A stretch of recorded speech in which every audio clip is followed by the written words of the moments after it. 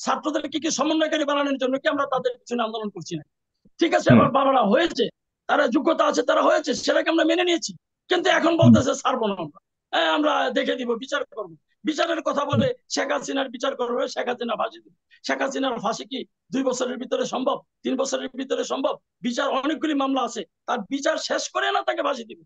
যদি বিচার বিভাগ তাকে ফাঁসির রায় দেয় তারপরে ফাঁসি দিব, আমি এখনই কমু যে ফাঁসি ফাঁসি চাই আমরা।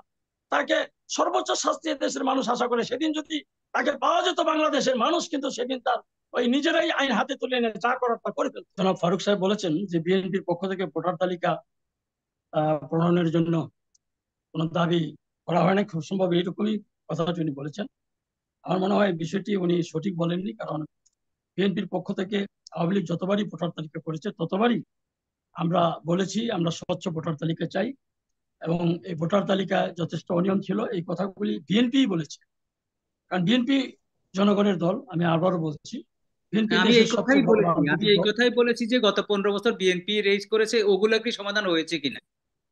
হ্যাঁ, তারপরে উনি বলেছেন যে চাঁদাবাজদের ধরিয়ে দেওয়ার জন্য বিএনপির পক্ষ থেকে কোনো, উনি হয়তো এই বিষয়টি হয়তো ওনার নলেজে নেই যে এই চাঁদাবাজদের ধরিয়ে দেওয়ার জন্য আমাদের নেতা তারেক রহমান সাহেব উনি পরিষ্কার বলেছেন যে যদি বিএনপির কোনো নেতা কর্মী চাঁদাবাজির সাথে জড়িত থাকে তাদেরকে পুলিশে ধরিয়ে দিন, উনি এরকম অর্ডার মানে করেছেন। প্রতিটি জায়গাতেই এবং একই অবস্থা তো বলছে জনাব অধ্যক্ষ সেলিম ভুঁইয়া, বিএনপির প্রতি। আমি এই এতক্ষণ যে অনুষ্ঠানে কথা বললাম, এখন বিষয়টা হচ্ছে কথা কোথায়, বললাম, বিষয়টা হচ্ছে সবার একটাই ইয়ে যে এই 5ই আগস্ট পরবর্তীতে বিএনপি যেগুলি করছে, যে ভূমিকা রাখছে, তার মধ্যে আগের আওয়ামী লীগের ভূমিকার সাথে তেমন কোনো পার্থক্য দেখা যাচ্ছে না। এখন দেখা যাচ্ছে স্কুল কলেজের কমিটির মধ্যে পর্যন্ত বিএনপি গিয়ে নিজেদের ভূমিকা রাখছে বা না, নিজেদের রাখার চেষ্টা করছে, এটা যেটা এটা সঠিক না। এটা সঠিক না, কোনো কোনো ডিসিরা আপনি নিজেরা সেখানে সরকারি কর্মকর্তাদেরকে সেখানে আপনি তারা নিয়োগ দিচ্ছেন প্রতিষ্ঠানের সভাপতি হিসাবে, যেটা তাদের পক্ষে কিন্তু এতগুলি প্রতিষ্ঠানের সভাপতি হওয়া সম্ভব না।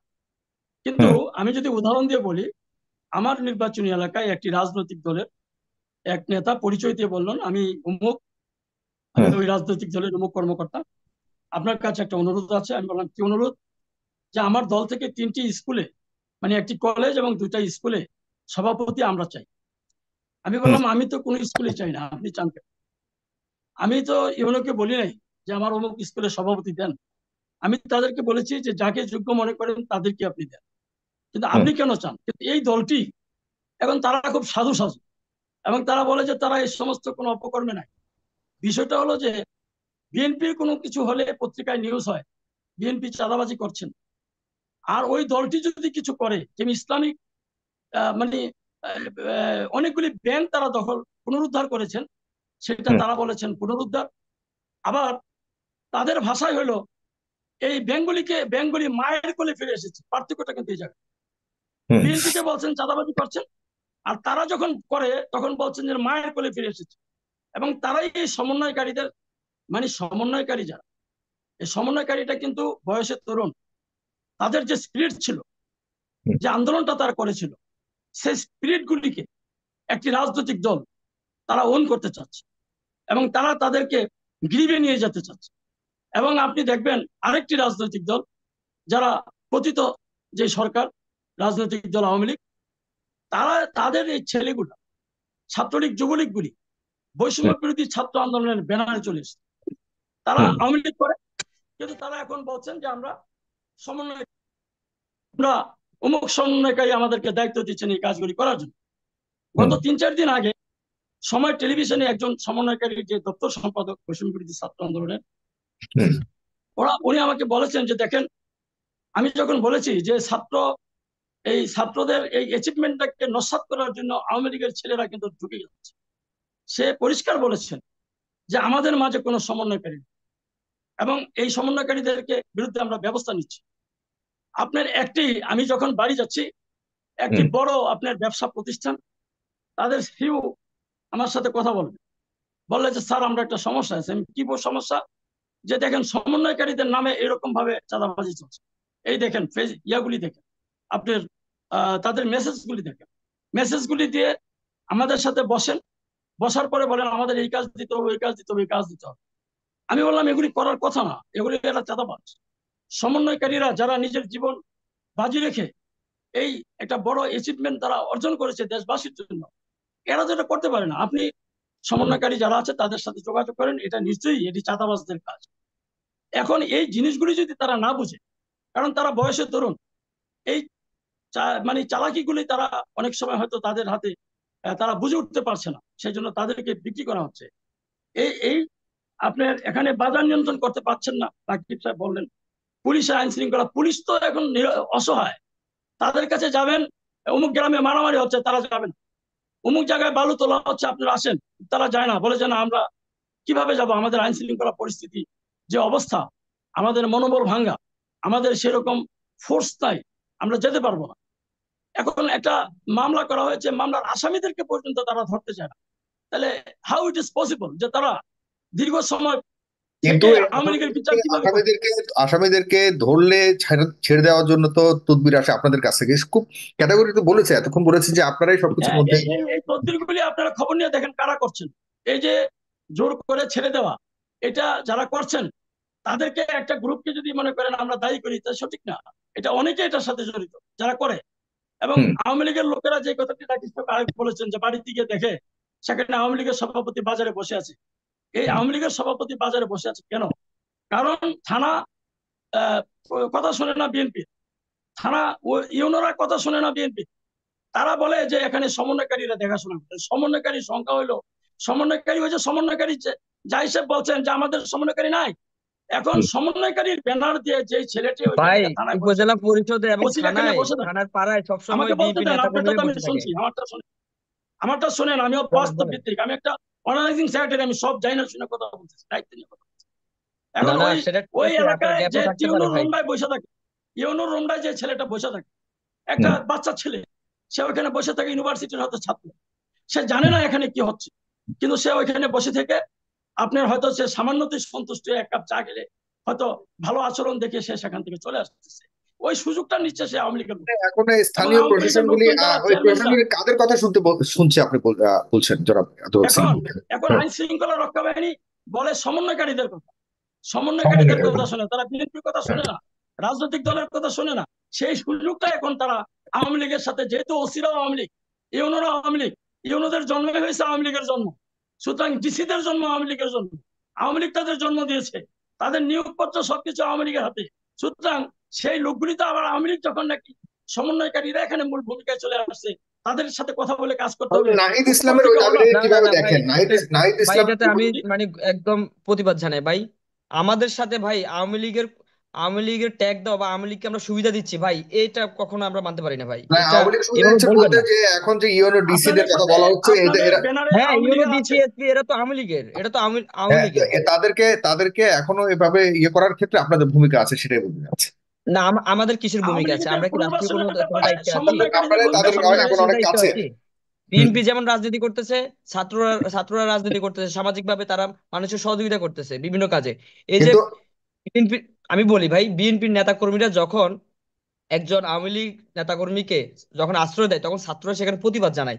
তখনই বিএনপির নেতাকর্মীরা বলে এরা এরা বাচ্চা, এরা বুঝে না, তোমরা পড়ার টেবিলে যাও। বিএনপির নেতাকর্মীদের এই কথা ছাড়া আর কোনো কথা নাই তখন। আমাদের হুম। আচ্ছা কাছে রাকিব, অনেক অভিযোগ আছে, আমি চাইলে আপনাদের কাজ আপনাকে হলো প্রমাণ বিএনপির দেখাতে পারি। সমালোচনা করা। শোনেন, রাকিব, আপনাদের কাজ আমি হলো একটা প্রশ্ন বিএনপির করি। সমালোচনা করা, সত্য কথা বলাটা না শিখেন। না, আপনারা ছাত্র, আপনাদের কাছে রাকিব, জাতীয় অনেক কিছু আশা করে, অবশ্যই ভাই। সত্য হ্যাঁ, কথা স্বীকার করার চেষ্টা করেন। আপনাদের এই যে সমন্বয়কারীদের এক নেতা জাহির সাহেব স্বীকার করছে যে হ্যাঁ আমাদের ব্যানারে অনেকে চলে আসছে, তারা অপকর্ম করছেন, সেগুলি আমরা ব্যবস্থা নিচ্ছি। অথচ আপনি এটাকে হ্যাঁ, স্বীকার হ্যাঁ, করছেন না। আমরা আপনাদের কাছ আমরা তো থেকে আমরা অস্বীকার করতেছি প্রকৃত না। জিনিসটা চাই। আমরা অস্বীকার করতেছি না, আমাদের এই সময়ে, এই মানে অস্বাভাবিক সময়, একটা অস্বাভাবিক পরিবেশে অনেক লীগের এবং যারা বিগত সময়ে যারা হামলা মামলার সাথে জড়িত ছিল তারাও ঢুকে পড়তেছে। আমরা বুঝতেছি না, কিন্তু আমরা যখনই জানতেছি, যখনই আমরা ক্ল্যারিফাই করতে পারতেছি, তখনই তাদেরকে আমরা আমাদের এই দল থেকে বা বৈষম্য বিরোধী থেকে আমরা বের করে দিচ্ছি, এবং আমরা এটার সাথে যারা জড়িত তাদের বিরুদ্ধে ব্যবস্থা নিচ্ছি। আমরা মানে কাউকে যে সুযোগ দিচ্ছি যে না। অভিযোগটা আমরা কাউকে ঠিক আছে, আপনারা খালতো ভাই দিচ্ছেন, মামতো ভাই যে ভেরি গুড, বানাচ্ছি না। অভিযোগটা আপনারা ভেরি গুড। বিএনপির প্রতি আমাকে দিচ্ছেন, বলতে একই দিন অভিযোগে সাইফুল ভাই, অভিযুক্ত আপনারাও। আমি সাইফুল ভাই রাকিব আমাকে হ্যাঁ, বলতে দেন। করি।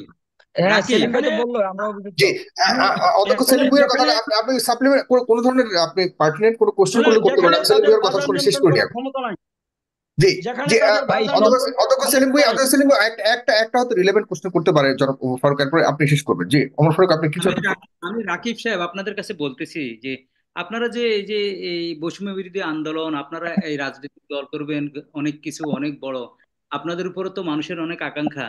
আচ্ছা, আপনারা কি এই সচিবালয়ে বা বিভিন্ন জেলায় যে আওয়ামী লীগের কথা বলছেন, ডিসিএসপি আছে, 10 জনের নাম ধরে বলছেন যে আপনার এই সরকারকে স্টেপ ডাউন করাও, বা আপনারা কি এমন কোনো দাবি তুলছেন যে এই যে পুলিশের ভিতর বড় বড় রুই কাতলারা যে চলে গেছে, এরা কোথায় গেছে, কার কারণে গেছে, এই ধরনের একটা কর্মসূচি, দীর্ঘমেয়াদী কর্মসূচি দিয়েছেন? আপনাদের বিরুদ্ধে কিন্তু অনেক অভিযোগ আছে, আপনাদের চর্বি, জি স্বাস্থ্য ভালো হচ্ছে, আপনাদের চেহারা চকচক করতেছে, গায়ে চর্বি জমতেছে, যদিও আপনার দেখে ভাই, আমার আমাদের ভালো মাংস লাগছে, কেটে নিবে, আর জমে নাই। আমাদের মাংস এগুলোর কেটে ব্যাপারে নিবে। আপনারা কথা বলেছেন? জি জি আমাদের বিএনপির নেতাকর্মীরা বলতেছে যে মাংস কেটে নিবে। আমাদের এক সমন্বয়ক মাসুদকে জি বলেছিল। জি। শুনেন ভাই, আপনি যে অভিযোগ করছেন দেখেন, আমি আমরা অভিযোগে নিয়ে যখন মোহাম্মদ রাকিব, আমি অভিযোগ নিয়ে আসছি, তবে আমি একটু অধ্যক্ষ সেলিম ভাইয়ের কথা বলে শেষ করছি। আর প্লিজ আপনি বলবেন অধ্যক্ষ সেলিম ভাইয়া, প্লিজ। জি জি, যে কথাটা আমি বলছিলাম যে এখানে তো এই অন্তর্বর্তীকালীন সরকারকে দিয়ে বাজার নিয়ন্ত্রণ করা সম্ভব না, দুর্বল সরকার। তাদেরকে দিয়ে আইন শৃঙ্খলা রক্ষা সম্ভব না, তারা দুর্বল। এখন তাদের কিন্তু এই অবস্থা কিন্তু থেকে কিন্তু এদেরকে কিন্তু দিয়ে আমি বুঝি না সেলিম ভাইয়া, এতক্ষণ যে অভিযোগগুলো করেছে, সেই অভিযোগগুলি কি আপনি শুনেছেন কিনা, যে আওয়ামী লীগ এবং আপনারা, আপনাদের ক্যারেক্টার, আপনারা রাষ্ট্র পরিচালনার যে ধারা, সেগুলি কতটা পরিবর্তন করে বা কতটা পরিবর্তিত হবেন আপনারা, এই বড় একটি আশঙ্কা রয়ে গেছে। আপনাদের উপর আস্থা রাখতে পারছে না ছাত্ররা এবং জনতারা, তারা দাবি করছে। সেই জায়গাতে আপনারা এখন পর্যন্ত নিজেদের দলের মধ্যেই আভ্যন্তরীণ যে সংস্কার বা ইয়ে করা, সেদিকে আপনারা এখন পর্যন্ত কিছু দেখাতে পারেননি। হ্যাঁ। এদের বড় বড় কিছু জি জি, অভিযোগ রয়ে আমরা গেছে। হ্যাঁ আমরা তো অলরেডি আপনার 31 দফা রাষ্ট্র কাঠামো মেরামতের জন্য 31 দফা সংস্কারের কথা বলেছি, এবং সেখানে স্বাস্থ্য, এই চমৎকার শিক্ষা, কথা আপনি কৃষি, বলছেন আপনারা বাণিজ্য। ক্ষমতা যাওয়ার পর, কিন্তু আপনারা তো ধরতে গেলে এখন ক্ষমতাতে আছেনই। আপনারা ধরতে গেলে এখন এখন সবাই যদি মনে করে যে আপনারা ক্ষমতায়, এখন আপনারাই আছেন ক্ষমতায়। সেই জায়গাতে আপনাদের আগের তুলনায় তেমন কোনো পরিবর্তন দৃশ্যমান হয়নি এই জায়গাতে মানুষ না না হুম, হ্যাঁ, দৃশ্যমান না হওয়াটা হলো আপনার এটা একটা ষড়যন্ত্র হতে পারে, কারণ আমরাই তো কাজ করছি, আমরা এই সরকারকে আমরা সহযোগিতা করছি। আপনি কি জানেন না যে এই যে সরকারে যারা আছে, অনেক আপনার উপদেষ্টা আছে, যারা তার ইয়েটা তার মন্ত্রণালয় সে চালাতে পারছে না। সে হুম, তার বয়স্ক একজন লোক, তাকে একটা মন্ত্রণালয় দিয়ে রাখা হয়েছে, একটা দেশের ভঙ্গুর একটা, মনে করেন শিক্ষা খাত, স্বাস্থ্য খাত, এরকম অনেকগুলি খাত। সেখানে এমন সব ব্যক্তিদেরকে উপদেষ্টা করে রাখা হয়েছে যারা তো সময় দিতে পারে না। আরে শুধু বিদ্বান ব্যক্তি হলেও হবে না, তার কাজের গতিশীলতা থাকতে হবে, কাজ করার স্পিড থাকতে হবে। সেগুলি যাদেরকে নাই, তাদের মন্ত্রণালয়ের দায়িত্ব দেওয়া হয়েছে। তারা 5 দিনের মধ্যে, সপ্তাহে 5 দিনের ভিতরে 4 দিনই অসুস্থ থাকে, এর মধ্যে একদিন থাকে হসপিটালে, 2 দিন থাকে হসপিটালে। ওই ধরনের ব্যক্তিদেরকে নিয়ে কি আপনি বিচার করতে পারবেন? আপনার দ্বারা কি সংস্কার সম্ভব? সুতরাং সংস্কার করতে হলে তো আপনি যদি দ্রুততম সময়ের ভিতরে যদি আপনি নির্বাচন দেন, সেই নির্বাচিত সংস্কার এসে যদি করে সেটা সংস্কার, সেটাই আমাদের মনে করি সেই সংস্কারটাই সম্ভব হবে। আর নাইলে আমি সংস্কারের কথা বলবো, বিচারের কথা বলবো, আপনার বিচারটা করবে এই এই এদের দিয়ে বিচার সম্ভব না, কোনো হুম, অবস্থাতেই সম্ভব না। বিচার বিভাগও দুর্বল, দুর্বল, সব জায়গাতেই দুর্বল। সেই হুম, জন্য এই দুর্বলতা কাটিয়ে ওঠার জন্য একটা হুম, নির্বাচিত সরকার যদি আসে, জনগণ তাদের পাশে থাকবে। এখন আমরা হুম। বিএনপি ফুল সাপোর্ট দিয়ে যাচ্ছি অন্তর্বর্তীকালীন সরকার, কিন্তু কারে সাপোর্ট দিতাম? ওনারা তো চেয়ার নরম, খুব নরম গদি পেয়ে তারা তো এখন এটা সাথে চাইতেছে না, তাদের ভিতরে লোভ এসে গেছে। সুতরাং এই ছাত্রদেরকে কি সমন্বয়কারী বানানোর জন্য কি আমরা তাদের পিছনে আন্দোলন করছি না? ঠিক আছে, হুম, আবার বাবারা হয়েছে, তারা যোগ্যতা আছে, তারা হয়েছে, সেটাকে আমরা মেনে নিয়েছি। কিন্তু এখন হুম, বলতেছে ছাড়বো না আমরা, হ্যাঁ আমরা দেখে দিব, বিচার করবো। বিচারের কথা হুম। বলে শেখ হাসিনার বিচার করবে, শেখ হাসিনা ফাঁসি দিবে। শেখ হাসিনার ফাঁসি কি 2 বছরের ভিতরে সম্ভব? 3 বছরের ভিতরে সম্ভব? বিচার, অনেকগুলি মামলা আছে, তার বিচার শেষ করে না তাকে ফাঁসি দিবে। যদি বিচার বিভাগ তাকে ফাঁসির রায় দেয়, তারপরে ফাঁসি দিব। আমি এখনই কমু যে ফাঁসি ফাঁসি চাই আমরা, তাকে সর্বোচ্চ শাস্তি দেশের মানুষ আশা করে। সেদিন যদি তাকে পাওয়া যেত বাংলাদেশের মানুষ, কিন্তু সেদিন তার ওই নিজেরাই আইন হাতে তুলে এনে যা করার তা করে ফেলত। এখন আপনি বিচার করবেন, সেই বিচার একটা লম্বা সময়ের দরকার। সেই বিচার হওয়ার পরে তাকে সর্বোচ্চ শাস্তি দিবেন।